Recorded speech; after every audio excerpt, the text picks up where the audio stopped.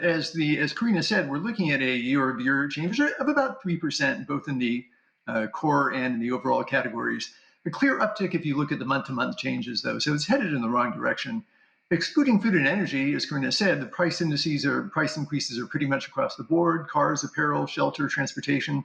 So you can't really pick out one category and say, this is driving it, this is a special factor. Food and energy, much more volatile, a lot of variation across categories, but you see the same upward trend in pretty much across the board there as well. Now, even though you can't pick out one category, we're going to do just that. How much weight do you think the Fed is going to place on lagging shelter inflation versus signs of the cooling consumer spending? Well, I think the Fed policymakers are already taking that shelter inflation with a bit of a grain of salt. It is, after all, lagging the actual rent, the actual cost of housing. But there's enough evidence of rising prices elsewhere in the CPI that they might downweight that, put a little bit less weight on that, but they're still looking at a not very happy inflation picture. So do you agree with the consensus out there that 0.25% is what we're looking at next week? And what is your outlook for the rest of the year? What are the risks of cutting too quickly versus holding on too long? Yeah, that's a good question. As you said, 25 basis point cut was already pretty much in the bag. There had been talk of 50, but I think the CPI report really is not going to give the Fed any wiggle room to do 50. So I'm pretty sure they'll stick with 25. As for farther down the road, we're looking at I think we're looking at another 25 basis points at each of the following three meetings. And as you say, this puts the Fed in a little bit of walking a tightrope, right? It's got inflation higher than the target, up around 3%, the labor market deteriorating. And it's a tricky balance. But I think since, in the past month or two, we've clearly seen the balance of risks shifting towards the downside. Yeah, and of course, breathing down the Fed's neck, we have Donald Trump. That certainly is not going to go away. And for the time being, Cook is going to keep her position as a member of the Fed Board of Governors. What about that whole situation? What do you see? Do you see a huge downside of this if this continues? Well, I think in the long run, we really have to worry about the Fed independence or the erosion of Fed independence if Cook is just the so-called the canary in the coal mine, so to speak. Yeah. He does have a lot of power to replace other governors when their terms come due. Whether there will be scope to dismiss them prematurely remains to be seen.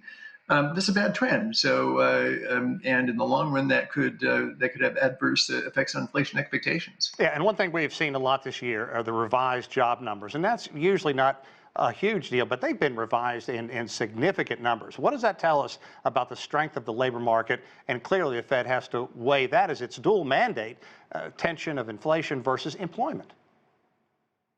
Sure, it was definitely not good news, as I'm sure you know, Sean. The preliminary numbers are based on a survey of firms, and it's not until some months later that they get a more comprehensive tallying of employment data from the unemployment insurance records. Right. So yeah, it was a downbeat news, and it does look like the deceleration in the labor market was happening quite a bit earlier than had previously been thought, and at an exaggerated rate. And it's interesting that one of the big negatives in those downward revisions was the information technology sector, which could be confirming some of the initial signs we've been seeing of a cooling in that sector, which had previously been driving the economy. Yeah, let's pick up on that just a bit, because talk about some of the market, the sectors that are really getting hit hard. Manufacturing, one, and Trump has made that one of the cornerstones of his administration. And if technology really gets hit, that has been something that's been buoying the markets for such a long time with all this negative news out there. It really does kind of the litmus test that we could be on the fringe of some very bad news.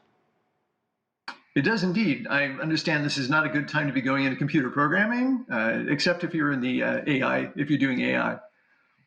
Okay, what about the R word, recession? Are you concerned about that? Obviously, many economists are.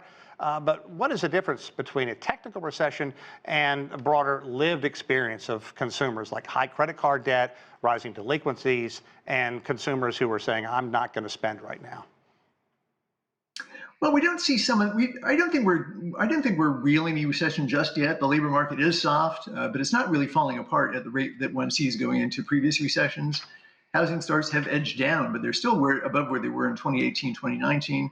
Unemployment is up a little, still near historic lows, but as you know, there's a tendency to, once unemployment rate starts rising, it tends to rise a lot.